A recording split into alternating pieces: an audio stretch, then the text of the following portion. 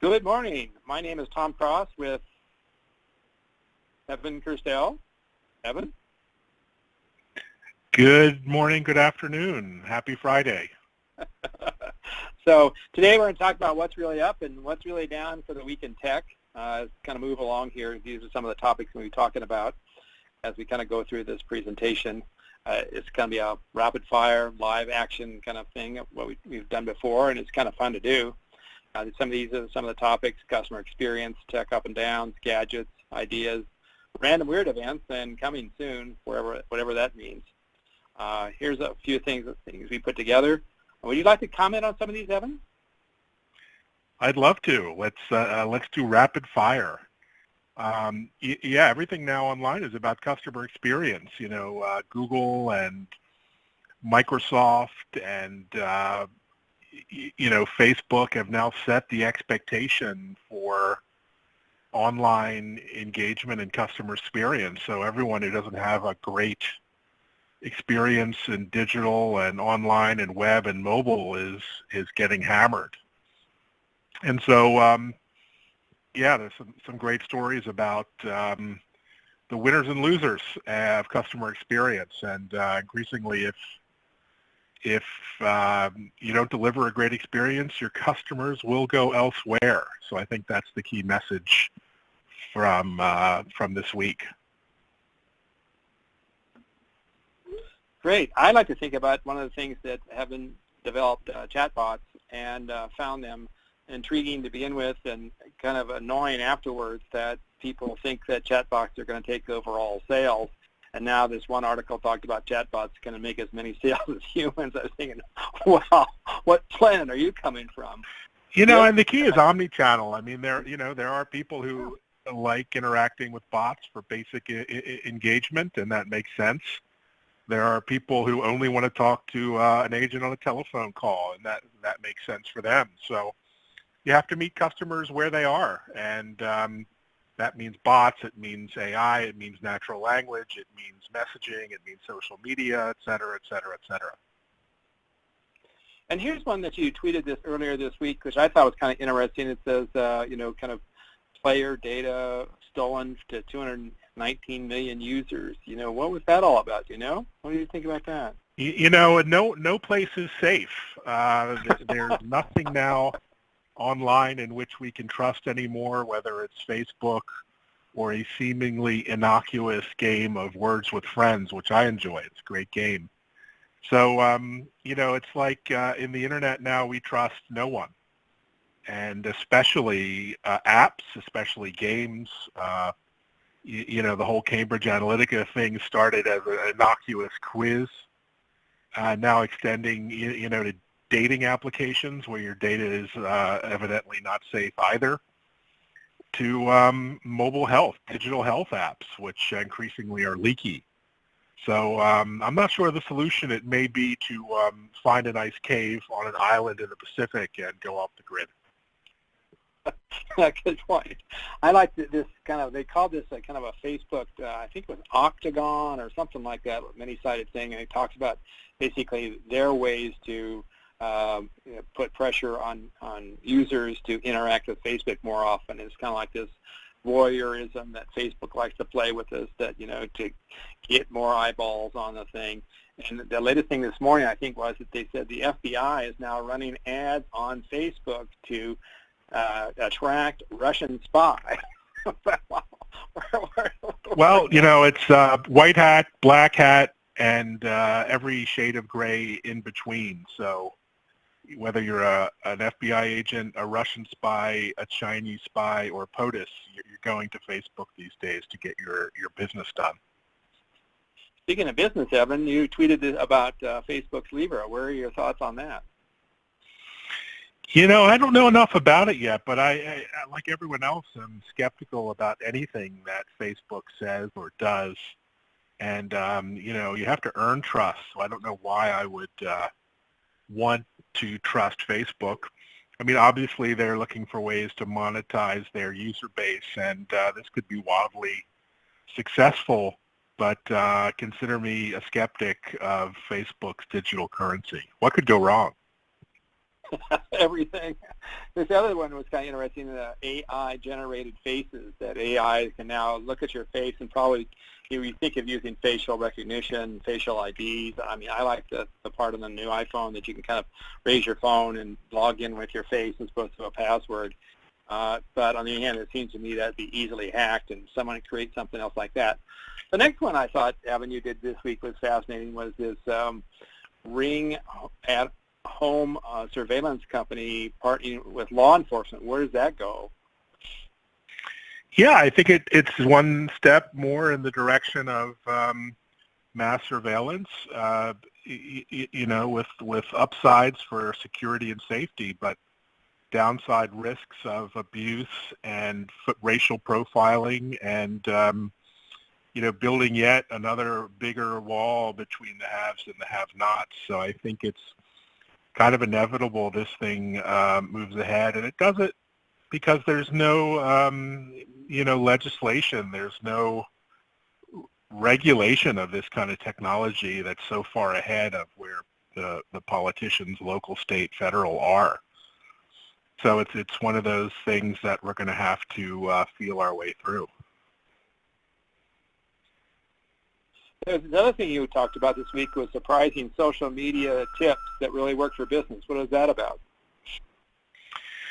Yeah, I mean, I've found in working with clients that there's just a ton of tips and tactics and tools and techniques and tricks and hacks that businesses can use to engage with their audience and get noticed and leverage it for marketing and awareness building and community building. And it's so funny. I mean, most B2B brands, businesses are so dry and droll and uninteresting. So I think they really need to look at a whole bunch of new tactics on social media that will allow them to engage. Things like Twitter chats, Twitter polls, tweet ups, Twitter meetups. I mean, there's just so many tactics that businesses could be leveraging, and it's unfortunate because the vast majority of them aren't taking advantage of this great opportunity.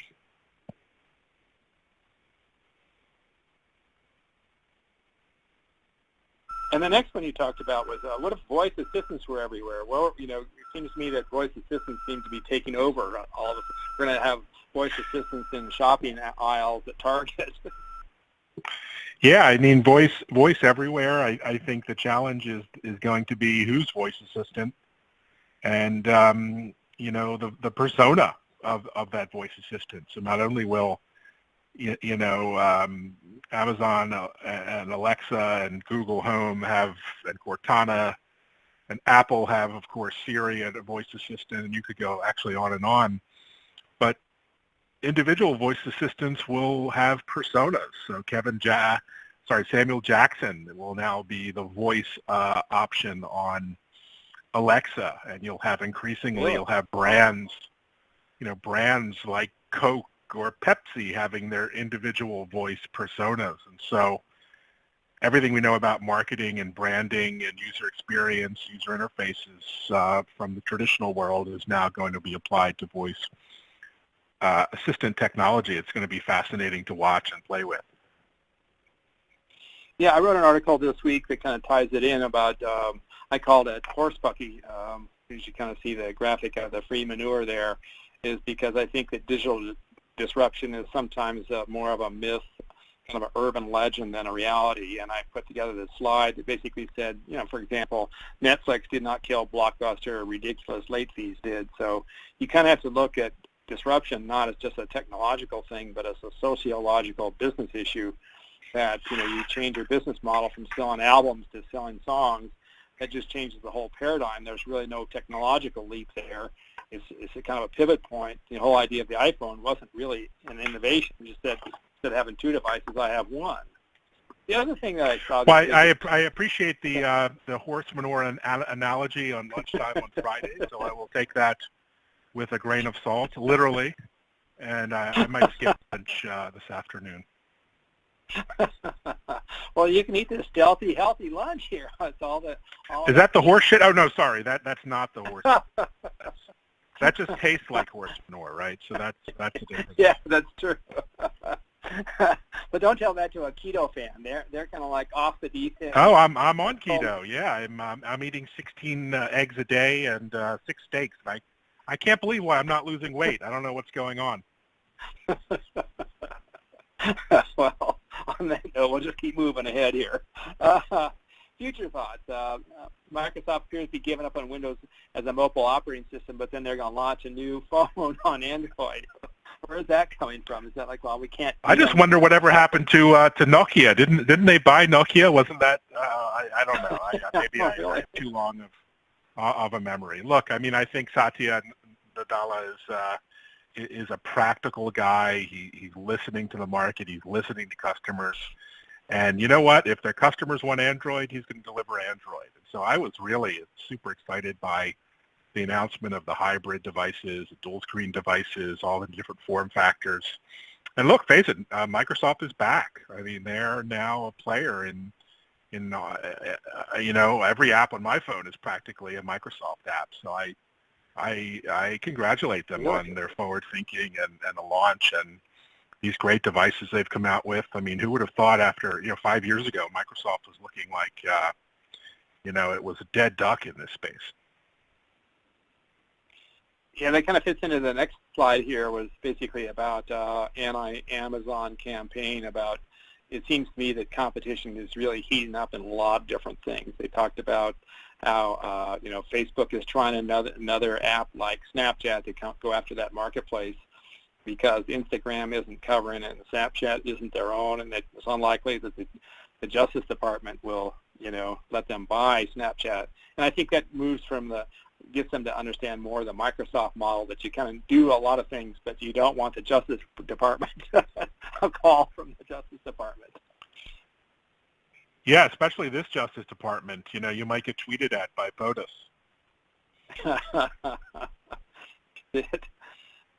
So that's all we had for today. Evan, you've got a few other thoughts you want to share? Yeah, no, this has been fun. I'm off to Dubai for GITEX, which no one in North America knows about, but it's actually one of the largest IT shows in the world and the largest IT show in the Middle East Africa region. And it's, if you remember Comdex from the old days, a giant mega trade show, that is GITEX. So I'll be tweeting and posting and streaming and blogging over in Dubai, which is like the Las Vegas of the Middle East. And I look forward, hopefully, to meeting a bunch of my followers and clients and getting some sun where, the high is 103 every day and the low is like 95. So good times. Well, great thoughts and great visits. I'll share a few more slides about Evan. He's building some webinars and webinar production, but he's also available for all kinds of things out there, from thought leadership, and certainly one of the top leaders in social media management. So any last comments, Evan, before we dash off today? No, and that's Tom Cross there on the picture. He is actually a robot. He's 169 years old and has a cyborg implant. But otherwise, a great guy. So thanks, Tom. I'll catch you on the next week's show. Yeah, have a great day. Thanks for listening, everybody. Cheers. Thanks. Bye-bye. Bye.